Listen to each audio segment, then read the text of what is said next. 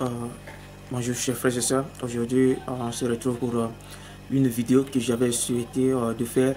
C'était une vidéo que j'avais regardée et ça m'avait tellement touché. En écoutant ce message, c'est pour cela que je voulais aussi faire une vidéo et c'est un peu de vous parler comment vaincre le péché, comment vaincre la tentation, comment vaincre tout ce qui nous permet de s'éloigner du chemin de la vérité. Et c'était une histoire que le pasteur Marcelo a racontée. C'était une histoire d'un homme, de deux frères. En fait, il y avait un frère qui était dans le Christ, qui était dans la voie du Seigneur, et il avait son petit frère qui était, on peut dire que dans la mauvaise vie, qui pratiquait tout ce qu'il pouvait faire, donc ce qui n'est pas agréable à la face du Seigneur. Et maintenant, un jour, il est parti maintenant, le petit frère est parti maintenant dans une boîte de nuit et là-bas il buvait et subitement la bagarre s'est éclatée. Quand la bagarre s'est éclatée, il a tué une personne. Quand il a tué une personne, subitement il a commencé à courir. Quand il a commencé à courir, il est arrivé maintenant à la maison, il a dit à son grand frère. Et son grand frère, il avait une robe qu'il gardait chez lui à la maison. Et cette robe, c'était une robe blanche. Et il gardait ça pour lui. Donc, c'était une, on peut dire que non, ce qu'il gardait de plus cher. Parce qu'il disait que non, ça, c'est peut-être, bon, il avait peut-être ce qu'il pensait de sa robe. Hein. Il disait que non, c'est une robe blanche qui représente la sainteté, qui représente la pureté. Et c'est pour cela, quand son petit frère est arrivé à la maison, et il a dit, grand, moi, j'ai tué une personne. Et son grand frère n'a pas cherché à faire que non, bon, ok, attends, tout. Son grand frère est rentré directement dans la maison.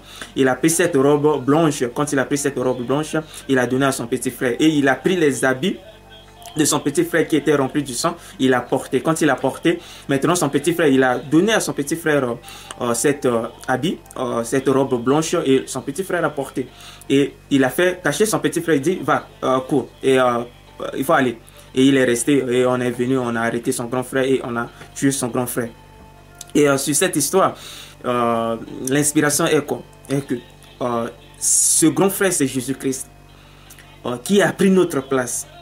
Quand il a pris notre place, il nous a donné cette pureté, il nous a donné cette sainteté, il nous a donné sa place, cette vie de sainteté. Et c'est pour cela, son petit frère maintenant, et avant, quand on a arrêté, avant qu'on puisse tuer son grand frère avait écrit une lettre. Quand il avait écrit une lettre, il dit, donnez-moi une chance parce qu'on avait... il était coupable de meurtre. Maintenant, il a dit, bon, avant que vous puissiez me tuer, donnez-moi une occasion d'écrire une lettre à une personne.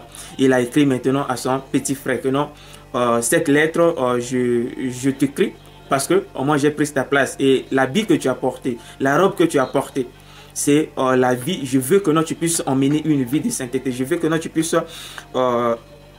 je t'ai donné ma vie, je t'ai donné ma place, alors mène cette vie et j'ai pris ta place de pécheur. Donc, prends cela et garde ça, quoi. Et porte ça.